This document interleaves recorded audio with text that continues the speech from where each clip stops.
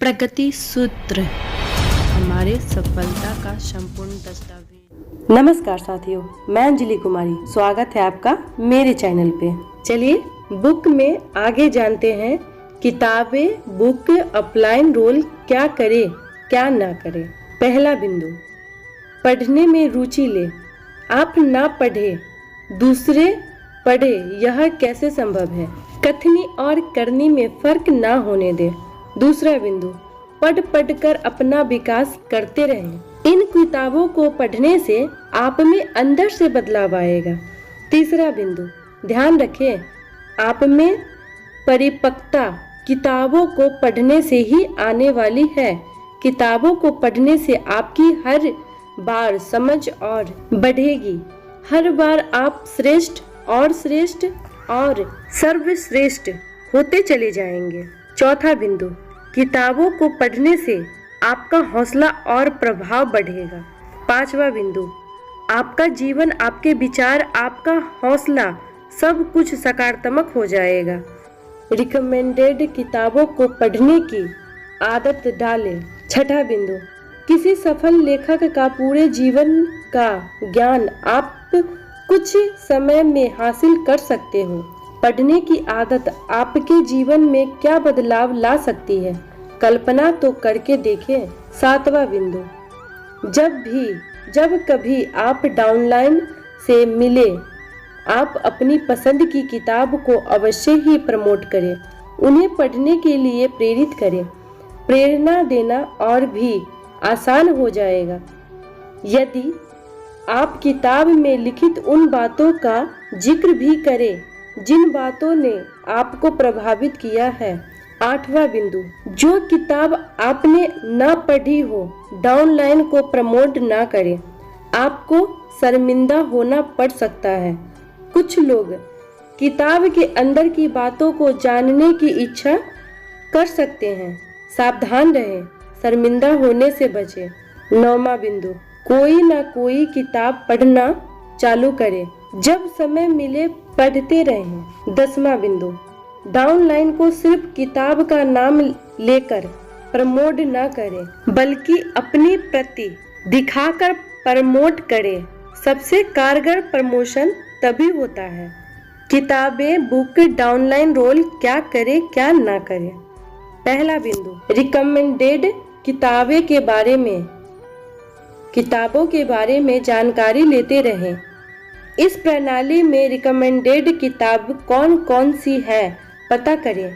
दूसरा बिंदु, कोई भी अपने मन से किताब खरीद कर उसे पढ़ने में अपना ध्यान व समय ऊर्जा बर्बाद ना करें।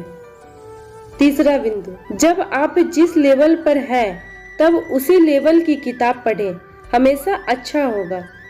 इस बारे में अपनी अपलाइन से मार्गदर्शन लेते रहें। चौथा बिंदु, book of the month programme से जुड़े। मंथली प्रोग्राम के साथ साथ पढ़ते रहें। इससे आपकी अपलाइन और आपकी डाउनलाइन वैचारिक रूप से एक ही स्तर पर बने रहेंगे। पांचवा बिंदु, book of the month programme में जुड़ने से अपने ग्रुप के लोगों की गोष्ठी भी आयोजित कर सकते हैं। छठा बिंदु, किताबें मांग कर नहीं खरीद कर पढ़ें। सातवां बिंदु, किताब पढ़ने की अच्छी आदत डालें। आपकी दिमागी दुनिया पूरी तरह से बदल जाएगी। आठवां बिंदु, आपको कामयाबी दिलाने के लिए जरूरी जोश, सकारात्मक नजरिया, उत्साह, ज्ञान, टिप्स, तरीके, मार्गदर्शन और तकनीकें सभी कुछ आपको इन्हीं किताबों से मिलने वाली है। वेबसाइट, आज के इस युग में वेबसाइट हमारे इस व्यवसाय के लिए एक वरदान है, जिसका इस्तेमाल करके हम उन लोगों की मदद अच्छी तरह से कर सकते हैं जो आपकी पहुंच से दूर है, और आप उनकी पहुंच से दूर है जो दूर दराज के 24 घंटे 365 दिन मिल सकती है। इसका फायदा लेना सीखें। अपलाइन रोल क्या करें क्या ना करें। पहला बिंदु, वेबसाइट को हमेशा विजिट करते रहें। जानकारी जुटाते रहें, हमेशा अपडेट रहें। दूसरा बिंदु, वेबसाइट का उपयोग समझें और अपनी डाउनलाइन को भी वेबसाइट के महत्व को समझाएं। तीसरा बिंदु, वेबसाइट पर मौजूद कुछ महत्वपूर्ण बातें जो इस तरह से है, स्वयं जानें और अपनी डाउनलाइन को भी बताएं। ए, प्रणाली में चलने वाली book of the month programme में मौजूद महीने की किताब कौन सी है? मौजूदा महीने की किताब कौन सी है? वेबसाइट से पता की जा सकती है। बी, अब हम डायरेक्ट वेबसाइट पर ऑनलाइन टूल्स का ऑर्डर कर सकते हैं और घर पर टूल्स की डिलीवरी मांग सकते हैं। सी, आपके द्वारा ऑर्डर का भुगतान करना भी बहुत आसान हो गया है, जो इस तरह से है। पहला, सक्सेस फॉरएवर के बैंक अकाउंट में डायरेक्ट कैश जमा करके। दूसरा, डेबिट कार्ड से। तीसरा, क्रेडिट कार्ड से तथा चौथा, इंटरनेट बैंकिंग सुविधा का इस्तेमाल करके। ऊपर लिखित किसी भी माध्यम से टूल्स का भुगतान किया जा सकता है। डी, इस व्यवसाय में लगने वाले डॉक्यूमेंट्स, अफिडेविट, फॉर्म, CEP, आवेदन प्लान और ट्रेनिंग की स्लाइड वेबसाइट से डाउनलोड की जा सकती है। चौथा बिंदु, इसके अलावा भविष्य में भी लगातार कुछ न कुछ और बेहतर प्रयास होते ही रहते हैं। वेबसाइट विजिट करते रहें और जानकारी लेते रहें। डाउनलाइन रोल क्या करें क्या ना करें। पहला बिंदु, जब समय मिले वेबसाइट विजिट करें, अपने आप को अपडेट रखें। दूसरा बिंदु, वेबसाइट से संबंधित कोई समस्या हो तो अपलाइन से संपर्क करके निराकरण करें। तीसरा बिंदु, यदि कंप्यूटर चलाने की जानकारी न हो तो सीखें, सीखना आसान है। चौथा बिंदु, किसी अपलाइन पर बिना वजह बोझ न बने, आत्मनिर्भर बने, स्वयं वेबसाइट पर जाएं, अपलाइन से बार बार सिखाने का आग्रह करें, सीख ही डालें। पांचवा बिंदु, वेबसाइट से जानकारी ले और नीचे अपने ग्रुप में बांटे। छठा बिंदु, कमियां न गिनाएं, खूबियां गिनाएं, होने और नहीं होने के अंतर को महसूस करें। सातवां बिंदु, आप अपने और अपनी टीम के टूल्स के ऑर्डर स्वयं करें, डाउनलाइन को भी ऐसा करने के लिए प्रेरित करें, स्वयं भी आत्मनिर्भर बने, दूसरों को भी आत्मनिर्भर बनाएं। आठवां बिंदु, स्वयं की तथा अपने ग्रुप की जानकारी लें, आप सब कुछ कर सकते हैं, करके तो देखें, आप अवश्य सफल होंगे। प्रणाली, सपोर्ट सिस्टम, अपलाइन रोल क्या करें क्या ना करें। पहला बिंदु, प्रणाली के महत्व को समझें और अपने ग्रुप को समझाएं। दूसरा बिंदु, प्रणाली में होने वाली सभी गतिविधियों जैसे plan, seminar, function, group meeting में बढ़ चढ़कर हिस्सा लें। तीसरा बिंदु, प्रणाली में निष्ठा बनाए रखें, प्रणाली में निर्देशित सिद्धांतों और आचार संहिता में विश्वास रखें, शंका ना करें। चौथा बिंदु, प्रणाली के प्रति पक्का, जितना विश्वास पक्का होगा आपकी सफलता के अवसर उतने पक्के होंगे। पांचवा बिंदु, प्रणाली और आपके ग्रुप के बीच आपका रोल प्रणाली में निर्देशित बातों का पालन करना और नीचे डाउनलाइन में इसकी जानकारी भर देना है।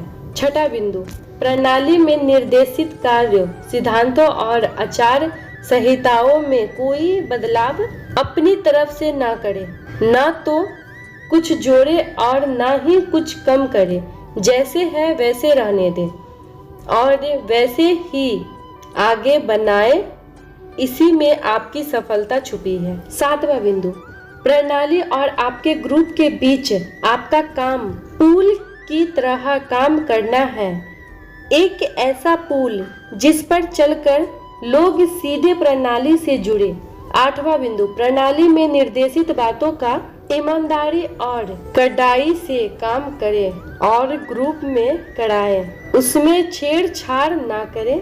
9वां बिंदु, ध्यान रखें कि आप भी एक प्रणाली का ही हिस्सा है। डाउनलाइन रोल क्या करे क्या ना करे। प्रणाली में पूर्ण आस्था रखें, शंका ना करें। दूसरा बिंदु, प्रणाली की बुराई करने में समय खराब ना करें, कमियों पर नहीं, इसमें निहित खूबियों पर ध्यान दें। तीसरा बिंदु, प्रणाली में निर्देशित सभी कार्य करें और अपने ग्रुप में इन्हें करने के लिए प्रेरित करें, रुचि और इच्छा पर आधारित न हो। 100% हर कीमत पर प्रणाली में आस्था रखें। चौथा बिंदु, प्रणाली का सम्मान करें, प्रणाली द्वारा दी गई जिम्मेदारी को किसी भी कीमत पर निभाएं। 5वां बिंदु, ध्यान रखें कोई भी व्यक्ति प्रणाली से बड़ा नहीं है। 6ठा बिंदु, आपका व्यवसाय इस प्रणाली पर ही टिका है, जरा इस प्रणाली को हटाकर काम करके तो देखें, शायद कल्पना करना भी मुश्किल है।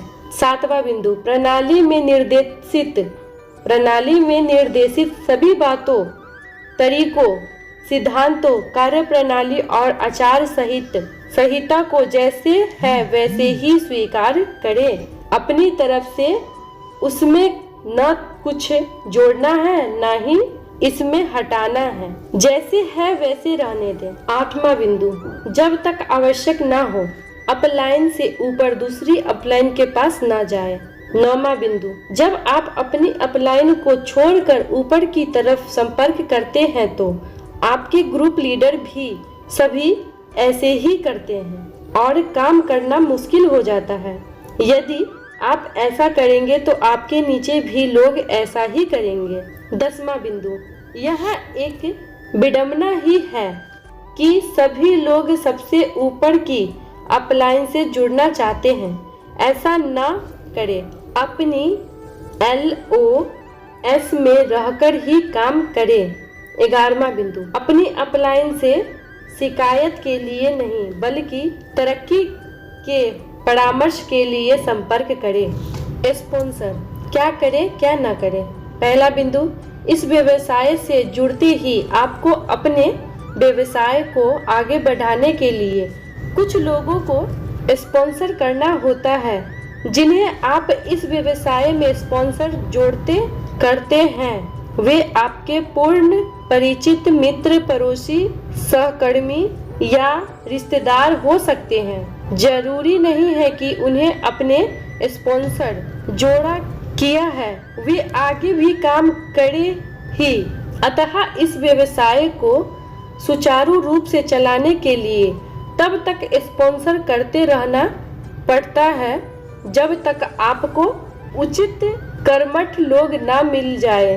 जब आप स्पॉन्सरिंग के लिए लोगों से संपर्क करें तो यह अवश्य ध्यान रखें। दूसरा बिंदु, सीखें, समझें, फिर स्पॉन्सर करें।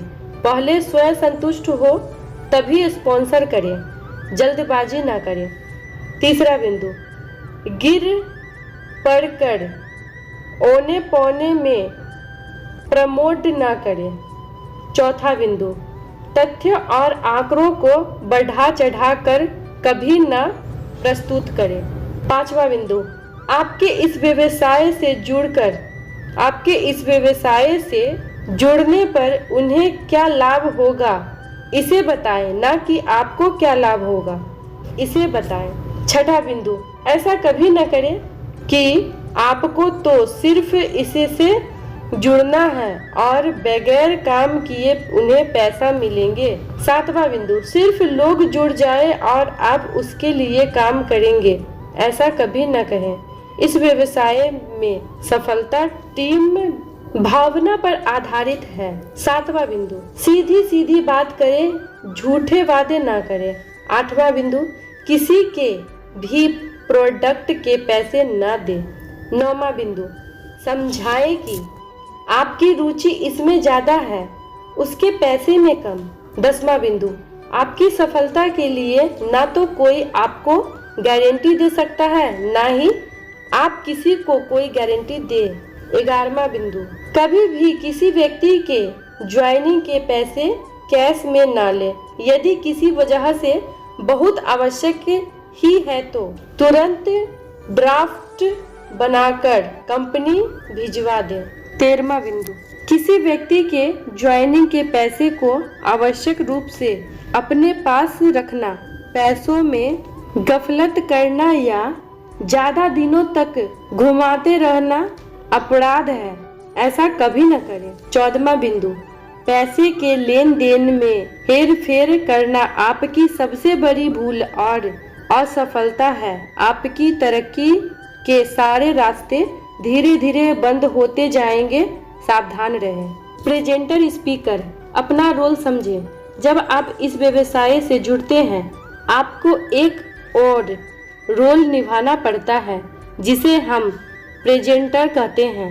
जब आप प्रणाली के प्लेटफॉर्म से दूसरों को प्लान दिखाते हैं, ग्रुप मीटिंग करते हैं, साप्ताहिक NAO लेते हैं, तब आप असल में प्रेजेंटर के रोल अदा कर रहे होते हैं। क्या करें क्या ना करें। पहला बिंदु याद रखें, जब आप प्रेजेंटर स्पीकर के रूप में लोगों के सामने होते हैं तो आप कंपनी और प्रणाली का प्रतिनिधित्व कर रहे होते हैं। कंपनी और प्रणाली की छवि आपके व्यवहार और कार्यशैली से जुड़ी है। दूसरा बिंदु, हमेशा स्पष्ट करें आप जो बता रहे हैं वह आपका अपना नहीं है। आप तो सिर्फ जो कुछ प्रणाली से दिशा निर्देश मिले हैं उसे बता रहे हैं। तीसरा बिंदु, तथ्यों और आंकड़ों को कभी भी बढ़ा चढ़ाकर प्रस्तुत न करें, अंदाजे में बात न करें, मुख्य जानकारी लेकर ही प्रेजेंटेशन। चौथा बिंदु, वेशभूषा अवश्य ध्यान रखें। माहौल और समय के हिसाब से वेशभूषा पहने, ध्यान रखें। जब आप प्रेजेंटेशन देते हैं तब सभी का ध्यान सबसे ज्यादा आपकी ही तरफ होता है। पांचवा बिंदु, सच्चे उत्साह से भरे रहें, एक सुंदर सी हंसी के साथ। छठा बिंदु, कम से कम समय में ही बात बोले, सही भाषा का उपयोग करें। सातवां बिंदु, कभी श्रोताओं को उंगली दिखाकर बात न करें, श्रोता को नीचा न दिखाएं, लोगों का सम्मान करें। आठवां बिंदु, श्रोता के बीच पूरी तैयारी से जाएं, तथ्यों और आंकड़ों के माध्यम से बात करें। नौवां बिंदु, कभी किसी काउंसलिंग लीडर के साथ गलत तरीके से बात न करें, ईर्ष्या न करें, नीचा न दिखाएं, लोग आपकी हरकतों को ही देखेंगे और आप ही बुरे बनेंगे। 10वां बिंदु, स्टेज से किसी अपलाइन कंपनी काउंसलिंग लीडर के बारे में नकारात्मक ना बोले। कई बार कुछ लीडर्स इशारों में बहुत कुछ क्रॉस लाइन अपलाइन के बारे में निगेटिव कटाक्ष कर देते हैं जो बिल्कुल गलत है। 11वां बिंदु, जब आप स्टेज से कुछ कह रहे होते हैं तब आप प्रणाली से सफल, कर्मठतः और एक अति विश्वसनीय लीडर के रूप में सभी आपको देख रहे होते हैं। आपके मुख से निकले शब्द ब्रह्म वाक्य की तरह होते हैं। बहुत जिम्मेदारी से अपनी बात कहें। 12वां बिंदु, आपकी एक बात लोगों का जीवन बदल सकती है तो एक नकारात्मक बात आपको विवादों में घेर सकती है। हमेशा विवादों से बचें। अपनी सफलता के लिए विवेक का भी इस्तेमाल करें। जैसा कि आप जानते हैं कि नेटवर्किंग व्यवसाय लोगों के द्वारा टीम भावना के साथ काम करने का व्यवसाय है। जब आप अकेले होते हैं काम करना आसान होता है, लेकिन जैसे जैसे आपका ग्रुप टीम बढ़ती जाती है समस्या भी बढ़ना शुरू हो जाती है। हमारी हर गतिविधियां लोग के साथ और लोगों के आसपास ही होती है। प्रणाली सभी के उत्थान के लिए समान रूप से कार्य करती है, लेकिन व्यक्तिगत कमियों अपलाइन डाउनलाइन के बीच सामंजस्य के अभाव रिश्तों में मनमुटाव भी कई बार आ जाते हैं। लेकिन जरा सोचे, आप और आपकी अपलाइन के बीच यदि एक बार रिश्ता में दरार आ जाए तो आप बगैर ऊपर के सपोर्ट के कैसे बड़ा काम कर पाएंगे। अक्सर अपलाइन और डाउनलाइन के बीच गलतफहमी हो सकती है। जब इस तरह की स्थिति बनती है तो काम करना मुश्किल हो जाता है। आपका नेटवर्क छोटे छोटे हिस्सों में बंटता चला जाता है। प्रणाली और अपलाइन से भरोसा टूटने लगता है और आपका काम बंद होने के कगार पर भी पहुंच सकता है। कई बार तो ऐसी स्थिति छोटी छोटी बातों से ही शुरू हो जाती है। कोई भी प्रणाली कितनी भी सशक्त क्यों ना हो, व्यक्तिगत स्वार्थ के आगे बौनी हो जाती है। कोई भी प्रणाली तब तक आपको सफलता नहीं दिला सकती जब तक आप व्यक्तिगत स्वार्थ से ऊपर उठकर साहस, विवेक, आत्मविश्वास, एक निष्ठा आदि गुणों का अपने आप में विकास नहीं करते। कुछ विशेष परिस्थिति जिसमें आप जब फंस जाते हैं, आपको कोई उत्तर देने वाला नहीं होता, तब जब आपका अपनी अपलाइन या डाउनलाइन के व्यवहार, कार्य प्रणाली या बातों से ठेस लगे और आप अवाक रह जाए और कुछ ना सूझे, ऐसी परिस्थिति बने जब आप सोचे कि आपने तो ऐसा कभी सोचा भी न था कि ऐसा भी होगा। बस एक बात याद रखें, रास्ता लंबा है, रुके नहीं, चलते रहें, विवादों से बचे और चलते रहें। जब विषम परिस्थिति बने तो निराश ना हो, बस चलते रहें। नीचे कुछ परिस्थितियां दी जा रही है, आप स्वयं निर्णय करें कि परिस्थितियों में आप करेंगे अपने विवेक का इस्तेमाल और स्वयं निर्णय ले क्या करना बेहतर होगा। पहला, जब किसी अपलाइन से बार बार संपर्क करने का बार बार यह उत्तर मिले, मुझे नहीं मालूम, मुझे क्या पता, देखते हैं, करते हैं, क्या बताते हैं या फिर बताते हैं। दूसरा, बार बार संपर्क करने पर भी फोन न उठाएं और न ही कभी आंसर करें। तीसरा, समस्याओं को घंटों सिर्फ सुनने में रुचि रखें लेकिन कभी समाधान न बताएं।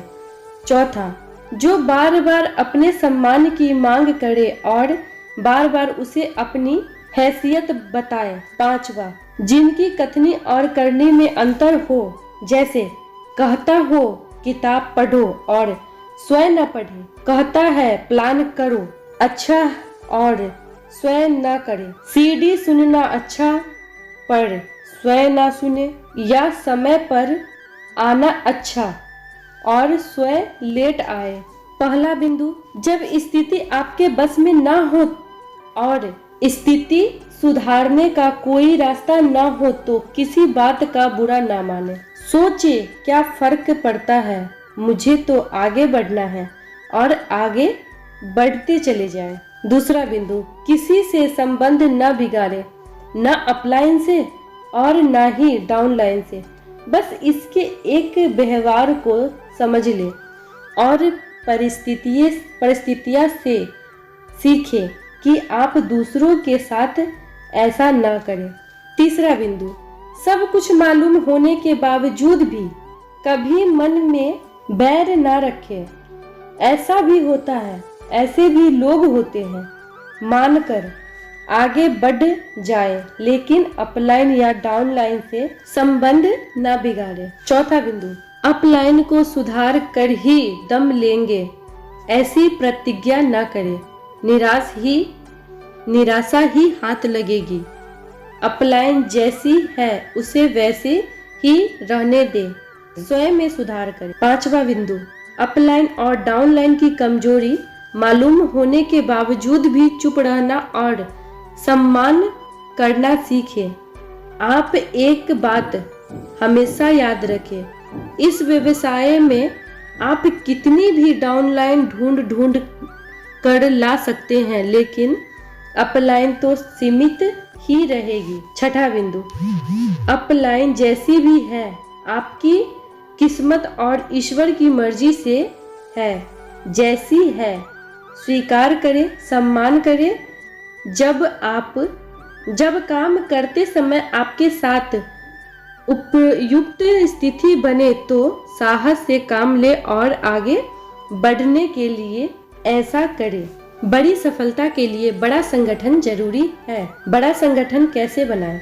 नेटवर्किंग, व्यवसाय, परामर्श, सहयोग से सभी की गुणोत्तर वृद्धि की अवधारणा पर आधारित है।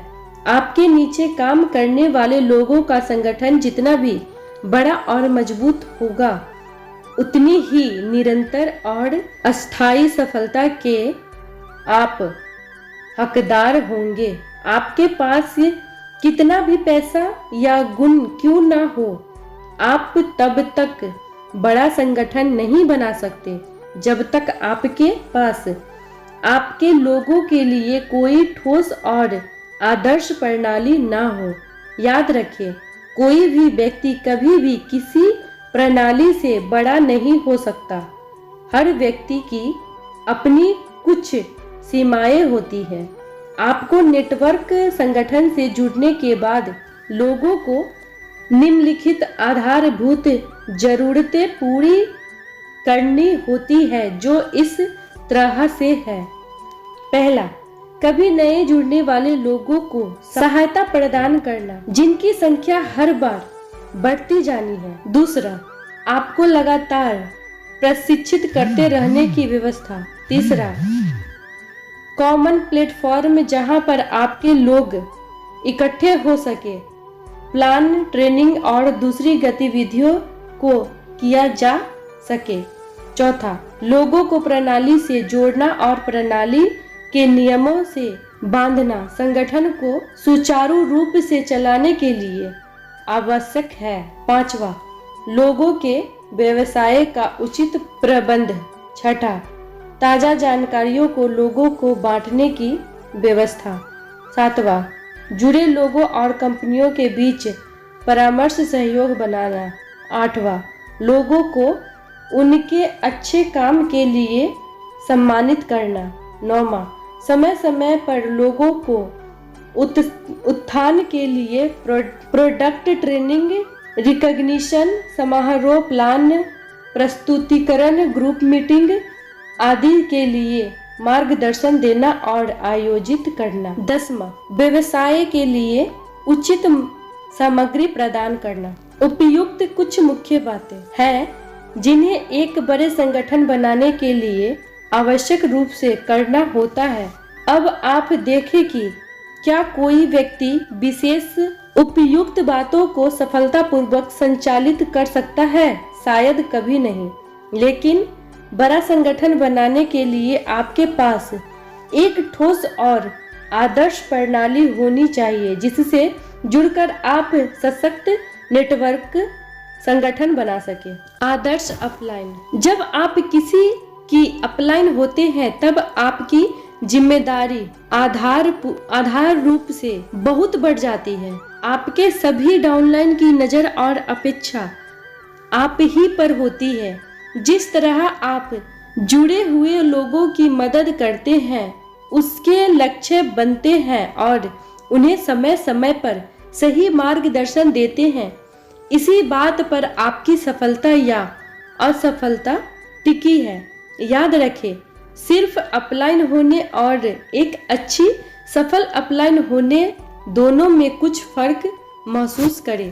कामधारी और नामधारी अपलाइन के फर्क को समझें।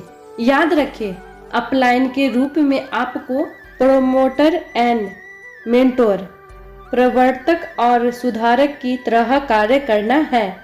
यह करते हुए आप लोगों के मित्र बने, तानाशाह की तरह व्यवहार न करें, सच्चाई से काम करें।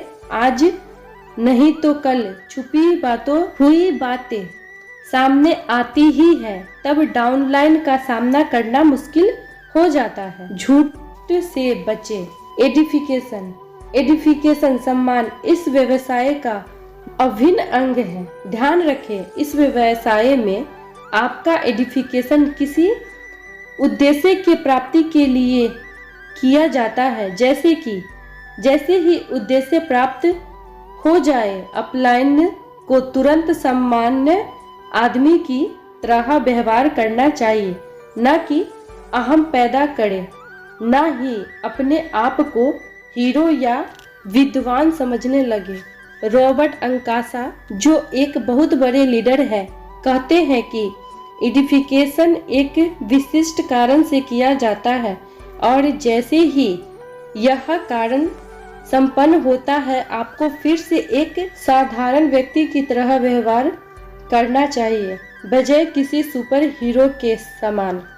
अपलाइन को यह हमेशा ध्यान रखना चाहिए कि उनकी डाउनलाइन उनका लगातार निरीक्षण करते रहते हैं और वे देखते हैं कि आप क्या करते हैं, बजाय इनके कि आप क्या कहते हैं।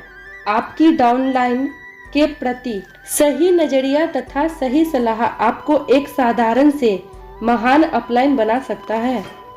अपलाइन ही है, उसे अपलाइन ही रहने दे, इसे भगवान न बनाए। सच्चाई सामने आने पर दुख होता है, दुखों से बचे। साप्ताहिक प्लान प्रेजेंटेशन के लिए मार्गदर्शन। कार्यक्रम स्वरूप। कुल समय लगभग 1 घंटा। कार्यक्रम का शुरुआती विवरण। भूमिका, स्पीकर का परिचय और स्टेज पर बुलावा 3 मिनट। प्रेजेंटेशन दिखाना 45 मिनट। Recognition testimony 10 minute. सम्मान उपस्थिति सीनियर लीडर के द्वारा 5 minute. Special announcement 3 minute. Round the table follow up, जब तक आपका मेहमान रुकना चाहे। क्या करें? कार्यक्रम स्थल पर व्यवस्था 1.5 घंटा पहले। सक्सेस फॉरएवर टूल्स की बिक्री 1 घंटा पहले। Projector, mic, white board, presentation में लगने वाली सामग्री 1 घंटा पहले। गेट स्पीकर अथवा सीनियर लीडर के बैठक की व्यवस्था शुरू की प्रथम पंक्ति में। स्पीकर को सबसे शुरू में आगे की पंक्ति में बैठाए, जहां से सभी लोग उन्हें स्पष्ट रूप से देख सके। कंपनी और प्रणाली का हमेशा सम्मान करें। क्या न करें? पहला, तेज संगीत बजाना। दूसरा, स्पीकर का पिन लेवल, रिकॉग्निशन लेवल को गलत या बढ़ा चढ़ाकर बताना। तीसरा, राष्ट्रगान शुरू में या अंत में नहीं करना है। चौथा, किसी व्यक्ति या धार्मिक संगठन या धर्म के बारे में बयानबाजी। पांचवा, अवैध टूल्स की बिक्री या गलत उद्घोषणा या सूचना प्रसारित करना। छठा, उपस्थिति में अखंडता। वीकली प्रेजेंटेशन में सिर्फ वे ही लोग उपस्थित हो जिन्हें पहले से ज्वाइन किए हुए लोगों ने बुलाया हो, किसी के आमंत्रण पर।